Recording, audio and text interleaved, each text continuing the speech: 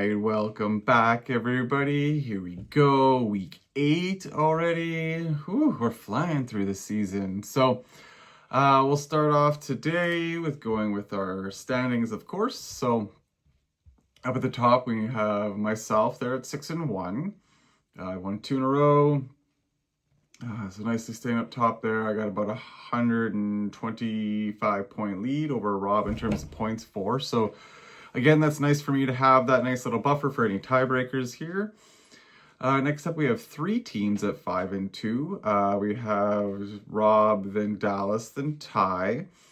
Rob's moved up ahead of Dallas in terms of 0.4 by about roughly 30 points there. So good for him. And then Dallas has about 140-point lead, almost exactly right over Ty there. So good for those guys. They're pushing near the top. They're keeping me... not that I just want to win it all, right? Like, I obviously want to maybe lose one here or there before we get to the playoffs, just so, luck, I don't know, whatever you want to call it, jinx it, you don't want to win them all. So, they're keeping it tight for me, which is nice. So, move on down. 5 and 6 place there. We have Tom and Jeremy at 4 and 3. Then we have 1, 2, Sunil and Dave at 3 and 4. Then we have 3 teams there, the Evil Buddies, Wayne and Jen at 2 and 5, followed by Richard at the bottom at 1 and 6. So, nothing really going on here. Jen's lost 2 in a row. I've won 2 in a row, and then everybody else is kind of their 1-1 or lost one. So no streaks really going on right now. Not much, a whole lot interesting this week. There was nothing in terms of fab offers. I mean, there was fab bids, but nobody else bid along, so there was nothing kind of exciting like that. No trades, no big moves. There was a comment put out there about possibly trading with Richard. He's near the bottom. Maybe he's looking for a keeper for next year. Or some draft picks, so maybe talk to him. Jen's kind of at the bottom there, that 2 and 5 group. Does she look at moving a player like Rashi Rice, Gibbs, maybe try and get some capital here? So we'll see how we do here. About a month left until our trade deadline. I think I do it just before American Thanksgiving there. So take a look at that, see if you want to make a move, because there is still lots of time. Okay, we'll move on to the first matchup, which is myself versus Wayne. Originally, I was projected to win 169 to 135, and now I'm 176 to Wayne's 127. For me, I had Kamani Vidal in, got 19 points, had the Vikings kicker Will Reichert in there, got me 6.4. So he was a little under projection, and Vidal was about 8 points over, so that was big for me. And for Wayne, he had in Jordan Mason, got 1.6 points instead of a projected about 10 there. So that's kind of why he dropped. He still needs to put a kicker in for the week, so he'll probably slide that in on Sunday. Might give him an extra 10 points. So we'll say he's projected for about 135 to 140. He still needs to put in a player for Travis Hunter. So now you're looking at maybe 150. For Wayne, depending who he slides in here. Naylor's already played, so it would be like Curtis Samuel would be about who he could put in.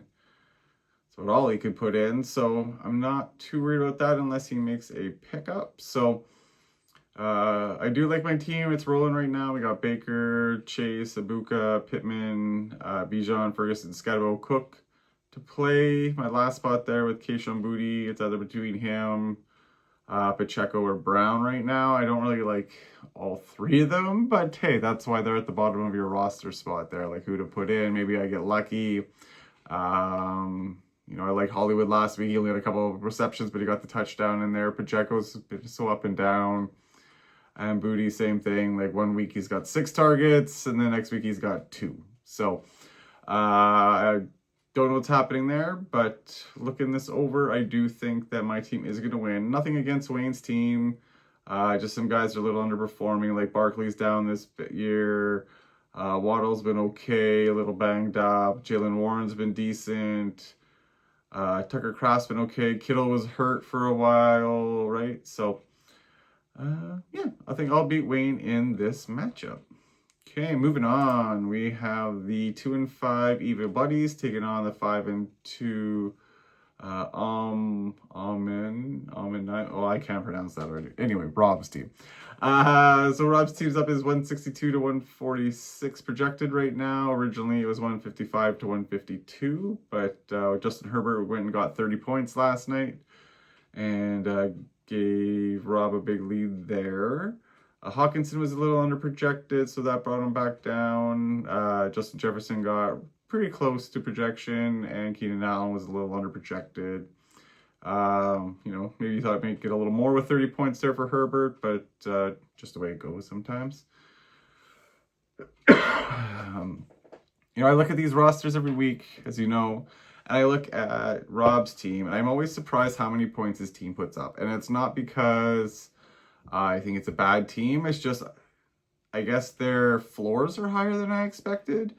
Hawkinson being a little lower this week might hurt him, but Brown should be okay. Diggs is okay. Kamara has been playing well. Javonte has been really good. Judkins has been good. Josh Jacobs is the man right now. Coleman's been up and down. But the buddies, Caleb's struggling. Tetaroa just hasn't taken off. DK should return back to better numbers than last week. Judy, who knows? HN and Pollard have been around, up and down. Goddard's okay. Hunt, we don't know. It could be Pacheco. It could be the rookie, Smith, right? Something like that is his last name. So, they both got big names out with Kyron Williams and Amon-Ra. But I think that big 30 points from Herbert's going to push it over for Rob here, and I think Rob's going to take the victory this week. Okay, third one is Jeremy versus Dallas. I always feel like Jeremy's in the third hole there every time I do these, but maybe it's just me. So we got Jeremy is 4 and 3, Dallas is 5 and 2. They originally projected both around 120 points. Now Jeremy's 121 and Dallas is 132. So Ladd McConkey had a big day, getting 20 points. Orlando Gadsden had 18.7 points. Aaron Jones Sr. was a little down there from 5 to 8.4. So Jeremy still doesn't have a kicker. He's been going kickerless for a couple of weeks. I mean, he's 4 and 3, so I guess it's worth it for him. He's just got to make the playoffs, so he's got a couple guys injured. He's bouncing back and forth between that. That's kind of the whole point of having the shorter bench, but he's choosing not to play a kicker, and I'm not going to force him to if that's what he wants to play. Good for him. On Dallas's team, who he's got? Hurts. Odunze had a down week. Cortland Sutton should be all right. I don't know about this set of Tez Johnson, Chubb, and Hill. I think Tez will get a little bit more, but Chubb and Hill I worry about. Kelsey's been okay. Ingram's okay. Manungai's getting a little more work there for Chicago. Dallas is 132. Jeremy is 121. Even if he slides in a kicker, he's probably pretty close to Dallas there in points. I don't think he's going to because he hasn't in a couple weeks. I think he likes taking the chance, right? Just got to make the playoffs, and then he can, figure out his roster come December. But yeah, the big loss here to Puka Hurts. And then he's got Charbonnet and Walker on the bench there. Dallas. Nico Collins is questionable. Maybe he slides in.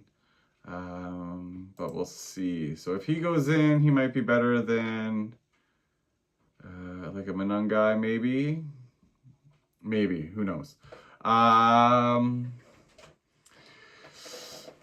just kind of like Dallas's depth a little more. Like, look, he's missing his 2 best receivers, and he's still got a decent lineup here. Dowdle's been huge. I don't know how much he'll get with Hubbard back this week. Cade Otton should do well for Tampa Bay there for Jeremy. RJ Harvey, rumors are getting that he's going to get the ball more. So, Mariota's in for Daniels. I think it'll be close, but I think Dallas is going to win this one.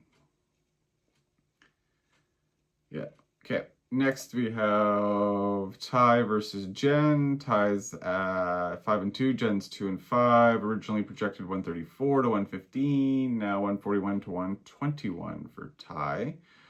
So I had Jordan Addison get pretty much projected, and then his kicker went about 8 points over projected, so that's nice there. The Chargers defense for Jen got about 5 extra points than projected. Jen's got a couple Qs on her roster there. Montgomery's on bye, so she's going to have to figure something out because she's got all bye players on the bench. So she might have to drop maybe Cooper Kupp or Trey Tucker and decide what she wants to do. You know, unless somebody wants to trade her for a player that's on the bye and give her a player who's not on the bye. I don't know. That's up to you guys. But I think based on that, like I like Ty's team a little better. Like I like Golden, Worthy should be okay. White's been doing all right. I mean, Bucky's out again. Garrett Wilson's out again for him. Yeah, I think this one will go to Ty. He'll squeeze this one out and win and go to 6-2. I feel like I'm just taking favorites right now, but just based on their roster makeups and bye weeks, I kind of think that's how it's going. Oh, this is the potential of the largest defeat of the season here. We got Tom versus Richard. Tom's 4-3, Richard's 1-6. Richard has 1, 2, 3, 4, 5, 6, 7 players on the bye this week. So I don't know if he's going to swap out defense and kicker. Like I said, he's still holding on to Mixon. He can't move McCarthy in there now. So yeah, again, so unless you want to trade him for a player on his bye week, for a player who's not on the bye week, maybe help him out. But there's not a whole lot to talk about in this one other than basically how it looks right now. Tom should win.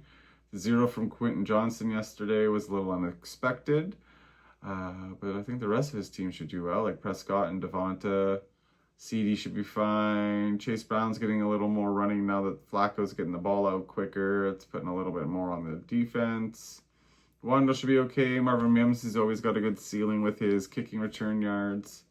And Debo's got no injury tag this week, so I think he'll be fine. So I'm going to give this one to Tom.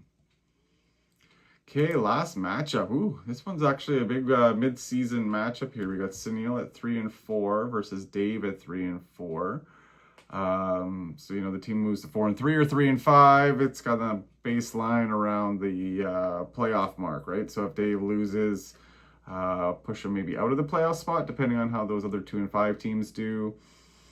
But it doesn't look good right now for Dave's team in terms of the standings. Same with Sunil, but maybe a nice win this week. They can boost themselves up into closer to the middle of the pack.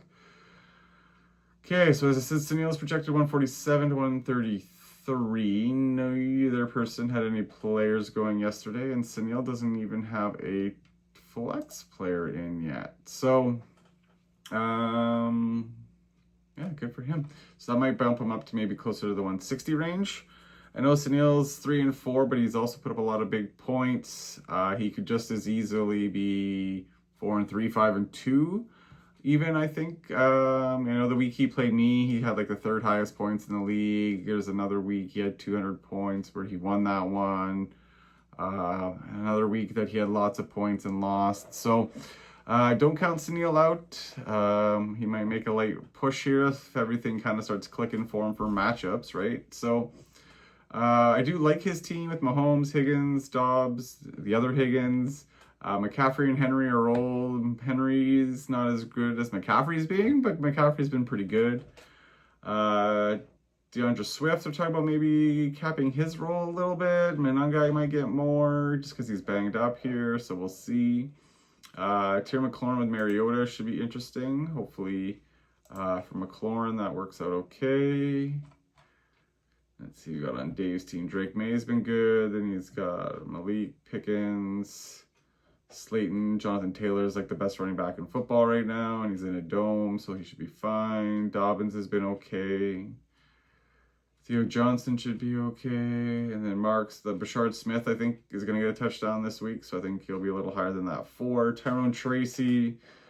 It's only about 5 points. Scadaboo seems to get a lot of it right now, so you never know. Tyrone might get a goal line, right? Anything can happen like that in this sport. So, I mean, Dave left Calvin Ridley on the bench yesterday, but I probably would have done the same thing. Oh no, he didn't play yesterday. Sorry, the 10 points was projected. Anyway, I just saw a number and thought that was the score from yesterday. Silly me. Anyway, yeah. I think Sunil's going to win. I just kind of like his team overall better. Dave's a little bit down on the depth chart here with Bashard Smith. Like I said, I think he'll do better this week. Tyrone Tracy's down. Slayton, who knows? I mean, no neighbors there has been definitely a help on that team, but he's also been a little banged up. Yeah, I'm going to give this one to Sunil. I don't think it's going to be a huge victory over Dave. I mean, Sunil's team's got a good chance to put up a lot of points, but I think Dave's team will do all right. You never know. Jonathan Taylor could have a 3-touchdown game again, and it changes everything. But I think Sunil will win this, go to 4-4, and push Dave down to 3-5. So, okay, let me just quickly run down all these matchups. So, I had myself beating Wayne. I had Rob beating the Buddies. I had Dallas beating Jeremy. I had Ty beating Jen. I had Tom beating Richard, and then Sunil beating Dave. So we'll see how I do. I haven't been keeping track lately, so I don't kind of know overall where I'm at for my predictions, but I think I'm roughly 500, just kind of from what I've been kind of remembering each week as they go by. So I hope you have a great weekend, everybody. It's supposed to be nice on Saturday, so enjoy the weather, and we'll talk soon. Like, share, subscribe, all that fun stuff too. Okay,